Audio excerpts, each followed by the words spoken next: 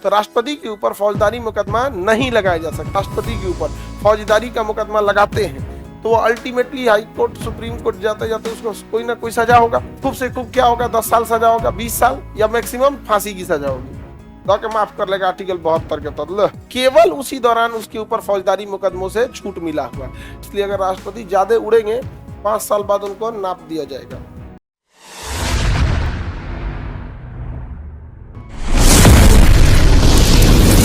राष्ट्रपति के ऊपर कभी भी आप कोई फौजदारी मुकदमा नहीं कर सकते हैं, लेकिन दीवानी मुकदमा किया जा सकता है। फौजदारी मुकदमा जो होता है मारपीट से रिलेटेड होता है, तो राष्ट्रपति के ऊपर किसी भी तरह का फौजदारी मुकदमा नहीं किया जा सकता है।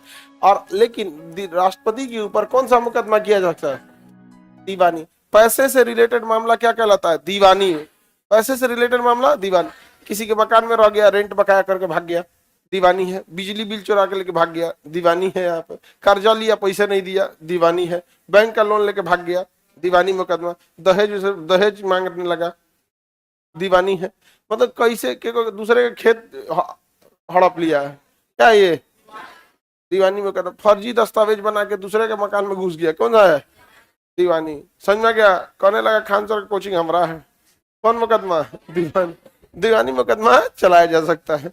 समझ में गया? रीजन क्या है? दीवानी मुकदमे में सजा नहीं दिया जाता है, दीवानी मुकदमे में जुर्माना लगाया जाता है। भाई मकान खाली करो, इतने दिन रहते इसके लिए इतना पैसा दो।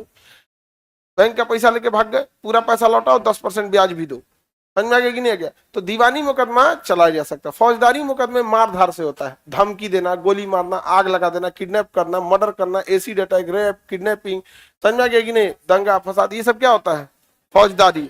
फौजदारी वो मुकदमा होता है जिसमें जुर्माना नहीं बल्कि सजा देने का प्रावधान होता है। तो राष्ट्रपति के ऊपर फौजदारी मुकदमा नहीं लगाया जा सकता, क्योंकि अगर आप राष्ट्रपति के ऊपर फौजदारी का मुकदमा लगाते हैं तो वो ultimately high court supreme court जाते जाते उसको कोई ना कोई सजा होगा।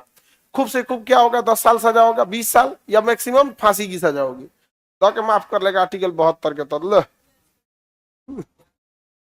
तो आप बताओ, उस सजा राष्ट्रपति के ऊपर फौजदारी मुकदमा चलाए कोई फायदा हुआ?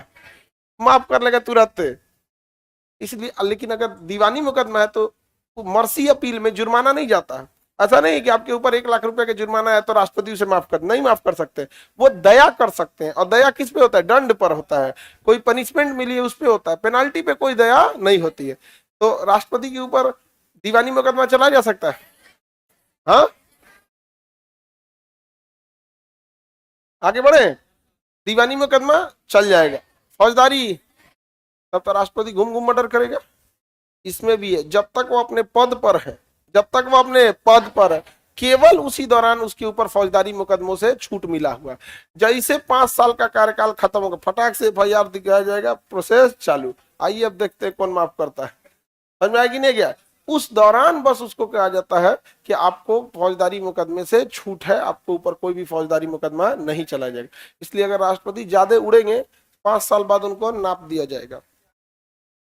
समझ में आ रहा है कि नहीं आ रहा है? तो राष्ट्रपति के ऊपर क्या हमेशा के लिए फौजदारी मुकदमा से छूट है? नहीं। आप जब तक वो राष्ट्रपति अपने पद पर है तब तक। दीवानी से तो कभी भी छूट नहीं है।